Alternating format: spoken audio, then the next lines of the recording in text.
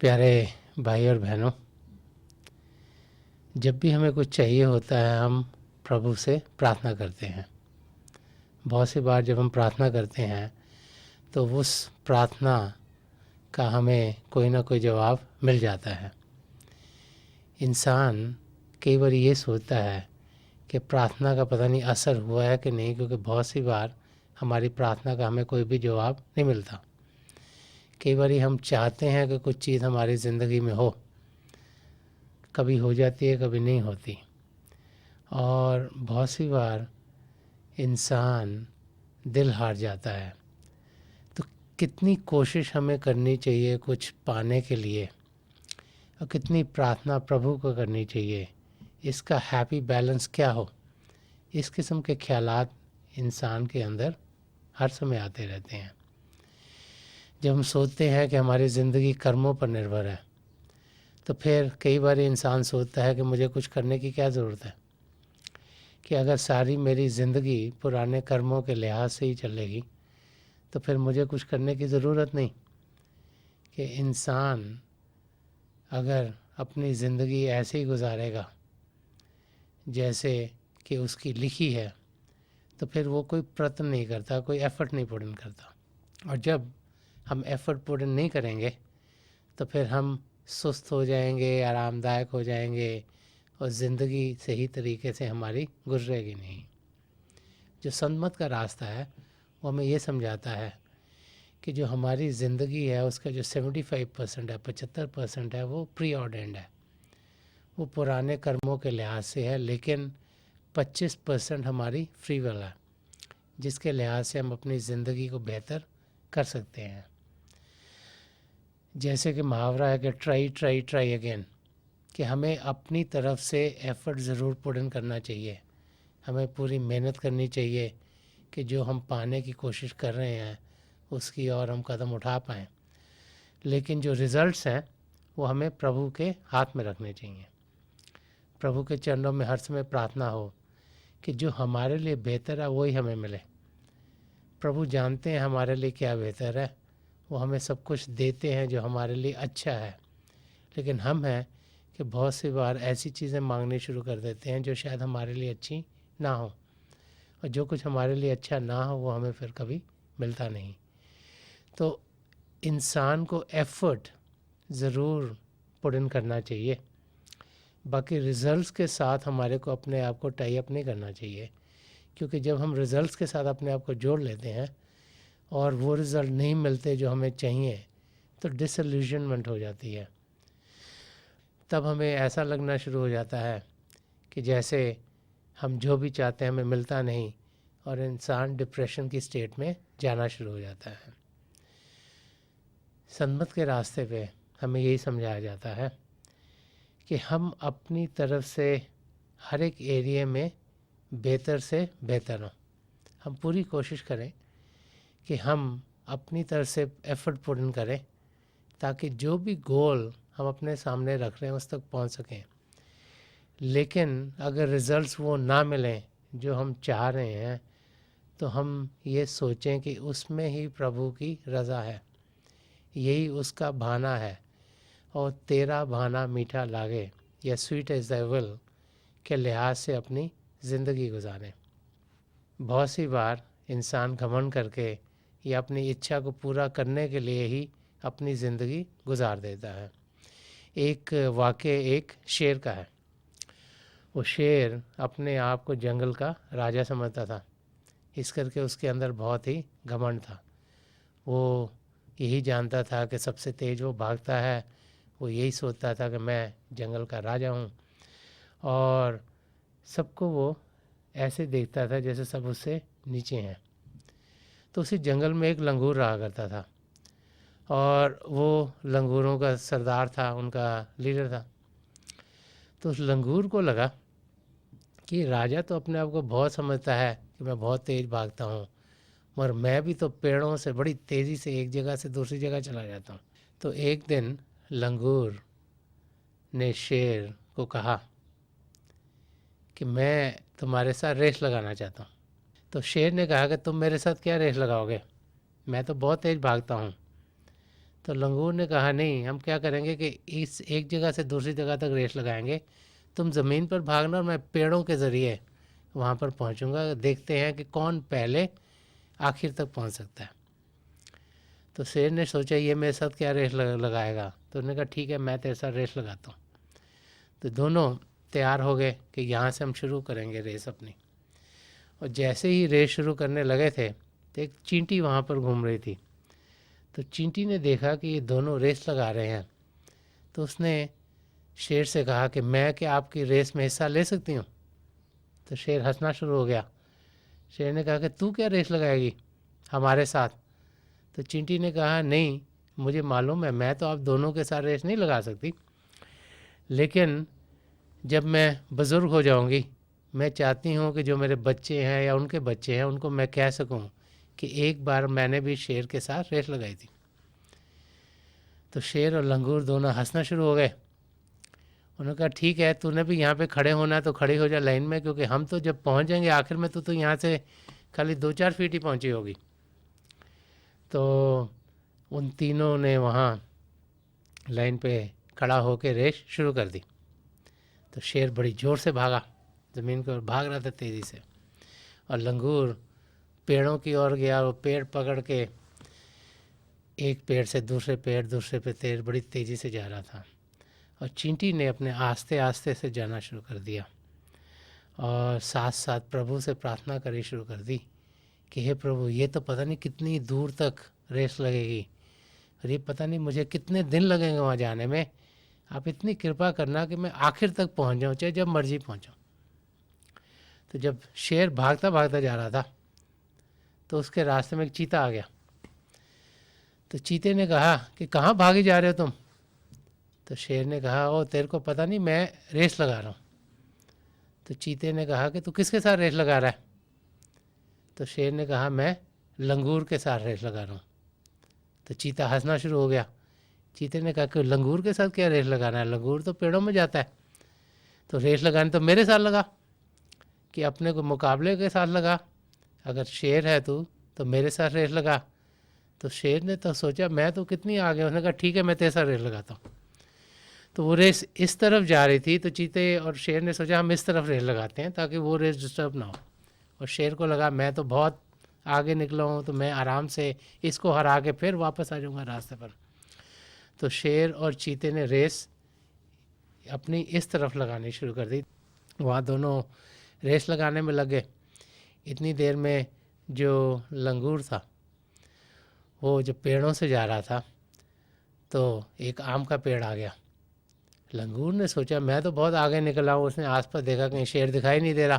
तो लंगूर को लगा कि शेर बहुत पीछे रह गया है, तो उसने सोचा कि अभी तो मेरे पास बहुत टाइम है, रेस अभी चल रही है, तो मैं थोड़े से आम खा लेता हूँ। तो वो आम खाने बैठ गया और थोड़ी देर आम खाता रहा।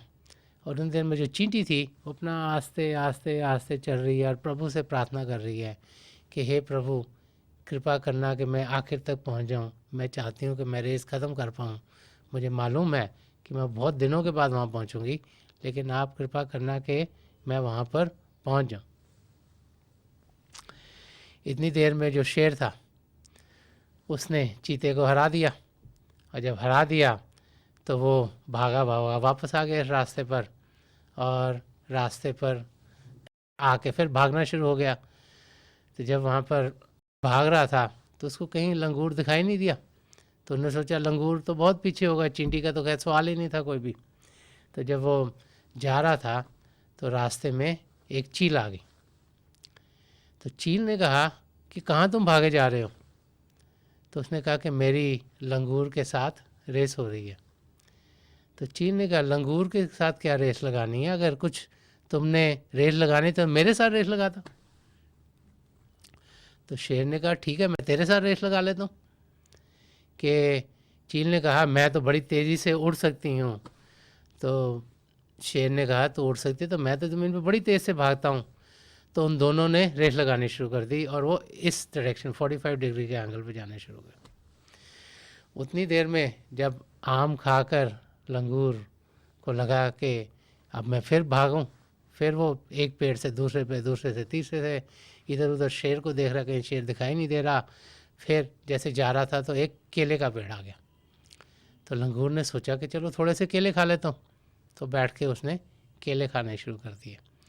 एक खाया, दो खाया, तीन चार खाया, इधर उधर देखता रहा, कहीं शेर का नामो निशान नहीं था। तो उसने सोचा शेर तो बहुत पीछे होगा, तो अपना केला खाना शुरू हो गया। इतनी देर में चींटी फिर आस्ते आस्ते आस्ते आस्ते जा रही है और प्रभु से प्रार्थना कर रही है कि हे प्रभु, आप कृपा करके मुझे रेस के आखिर तक पहुंचा देना, जितने मर्जी दिन लग जाए, मैं रेस को ख़त्म करना चाहती हूँ, ताकि मैं अपने बाल बच्चों को बता सकूँ कि मैंने भी एक बार शेर और लंगूर के साथ रेस लगाई थी और मैंने रेस ख़त्म करी थी। जीतने का तो खैर सवाल ही नहीं है, लेकिन मैं चाहती हूँ कि मैं आखिर तक पहुँच पाऊँ। जैसे ही शेर चील के साथ रेस लगाकर वापस आ रहा था, तो फिर रास्ते पर आ गया और भागना शुरू कर दिया। तो उसको ना लंगूर दिखाई दिया, तो अपना भाग ही जा रहा था। उधर से लंगूर ने जब केले खाए तो भी भागता भागता अपना एक पेड़ से दूसरे पे आना शुरू हो गया। इतनी देर बड़ी ज़ोर से आंधी आई और तूफ़ान आया।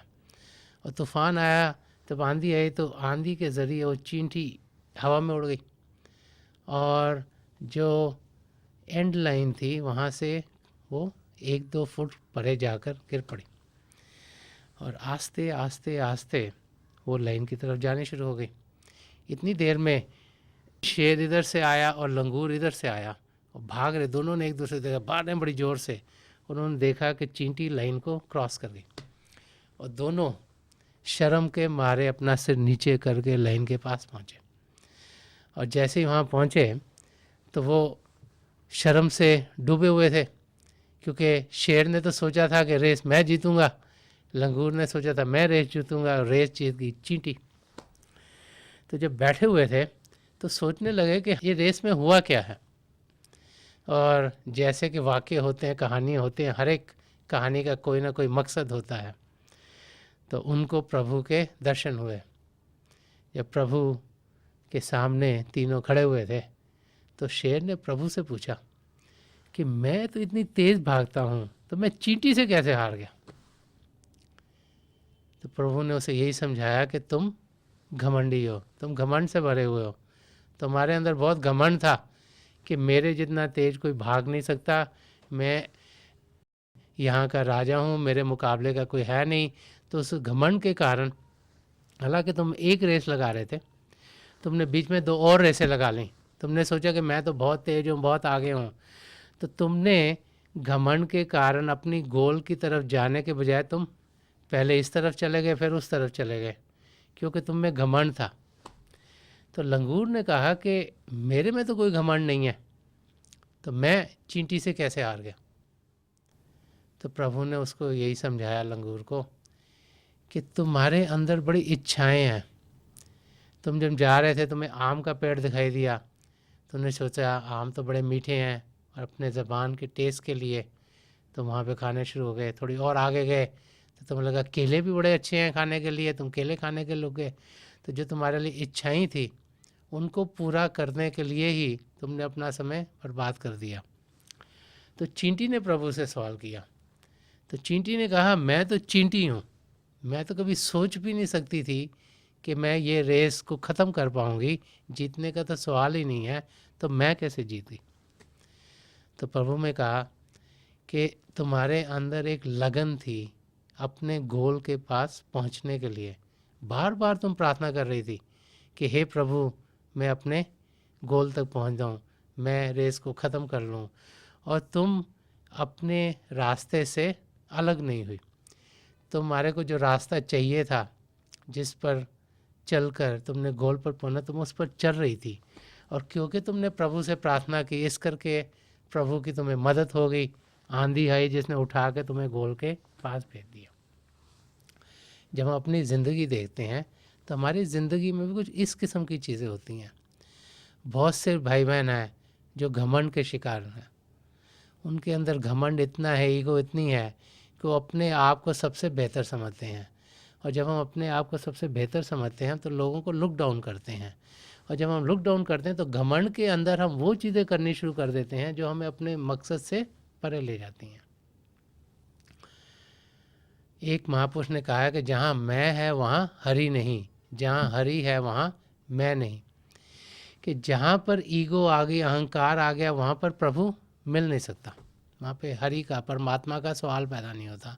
और जहाँ पर प्रभु है, परमात्मा है, ईश्वर है, वहाँ पर ईगो का कोई सवाल नहीं है। नम्रता से इंसान को ज़िंदगी जीनी चाहिए। जो भाई बहन नम्रता से जीते हैं वही अपनी मंजिल की ओर पहुँचते हैं। और बहुत से भाई ऐसे हैं जिनके अंदर इच्छाएं भरी हुई हैं। हम चाहते हैं हमें ये मिल जाए, जब एक चीज़ मिल जाती है हमें लगता है कि दूसरी चीज़ मिले, दूसरी मिलती है लगता है तीसरी चीज़ मिले, और एक इच्छा को पूरा करते हुए दूसरी इच्छा को पूरा करते हुए तीसरी इच्छा पूरा करते हुए ज़िंदगी हमारी गुजर जाती है। अगर हमारे पास स्कूटर हो तो हमें लगता है कार हो, एक कार हो तो लगता है दो चाहिए। अगर किराए के मकान पर रह रहे हैं तो लगता है कि मकान अपना होना चाहिए। एक मकान हो गया तो लगता है इन्वेस्ट करके एक और रखें, शायद किराए पे दे दें। एक कमीज़ होती है लगता है दो चार हों तो लगता है 15-20 चाहिए। तो इंसान की इच्छाएं कभी पूरी नहीं होती। महात्मा बुद्ध ने भी फरमाया है कि बी डिज़ायरलेस, कि हम इच्छा रहित हों। क्योंकि अगर दुनिया की इच्छाएं करेंगे तो दुनिया की चीज़ों को लेने के चक्कर में ही ज़िंदगी गुजार देंगे। जैसे लंगूर जिसने सिर्फ जो टेस्ट की इंद्री है, स्वाद की इंद्री है, उसके लिए ही अपनी रेस हार दी, क्योंकि उसे आम या केले अच्छे लगने शुरू हो गए। तो हमारे अंदर तो 5 इंद्रियां हैं। आँखों से हम देखते हैं, कानों से सुनते हैं, ज़बान से चखते हैं, नाक से सूंघते हैं, फिर स्पर्श की इंद्री है। तो पांचों इंद्रियों के घाट पर जीते हुए हर किस्म की डिज़ायर्स हमारे अंदर उठती रहती हैं, और अगर हम उनको ही पूरा करते रहे तो हम अपनी मंजिल की ओर नहीं जा पाएंगे। इस धरती पर आने का एक ही मकसद है। हर एक इंसान यहाँ एक ही मकसद से आया है, और वो मकसद है अपने आप को जानना और प्रभु को पाना। अगर वो मकसद हमने पूरा नहीं किया और दुनिया की चीज़ों में लगे रहे और घमंड से जीते रहे और अपनी इच्छाओं को ही पूरा करते रहे, तो फिर ये ज़िंदगी हमारी गुजर जाएगी। हम सब यहाँ सीमित समय के लिए हैं। अगर उस समय में हमने अपने आप को जान लिया तो जीने का मकसद पूरा हो जाएगा। अगर घमंड से जिए, अगर हम इच्छाओं को ही पूरा करते रहे, तो फिर हम देखेंगे कि समय हमारा निकल जाएगा, और जिस और हमें ध्यान देना चाहिए उस और ध्यान दिए बगैर ही हम इस धरती से चल बसेंगे। महापुरुष समझाते हैं कि क्योंकि हमारा गोल अपने आप को जानना और प्रभु को पाना है, तो हमें उस गोल पर जाने के लिए एफर्ट पुट इन करना चाहिए। हमें अपनी ज़िंदगी सद्गुणों से भरनी चाहिए। हमें प्रभु के रूप को अपनी ज़िंदगी में दर्शाना चाहिए। संत कृपाल सिंह जी महाराज बहुत बारी फरमाते थे कि it is difficult to be a true human being, but once we are a true human being it is not difficult to find God. कि इंसान का सही मायनों में एक सच्चा इंसान बनना ही मुश्किल है, लेकिन जब हम एक सच्चा इंसान बन जाते हैं तो प्रभु को पाना कोई मुश्किल काम नहीं। तो सच्चा इंसान कौन है? जो प्रभु के रूप में जीता है, प्रभु के भाने में रहता है, उसकी रज़ा में उसकी ज़िंदगी गुजरती है, जो सद्गुणों को अपनी ज़िंदगी में ढालता है। तो जब हम ऐसी ज़िंदगी बनाएंगे तो हम ज़रूर अपने कदम अपनी मंजिल की ओर बढ़ाएंगे। हमारे अंदर हर समय प्रभु के लिए प्रार्थना होनी चाहिए कि जो कुछ हमारे लिए बेहतर है वो हमारी ज़िंदगी में लाएं, और उसकी रज़ा में हम जिएं और कदम उसकी ओर उठाते चलें। तो हम ज़रूर इसी ज़िंदगी में अपने आप को सही रूप में जान लेंगे और प्रभु को पा लेंगे।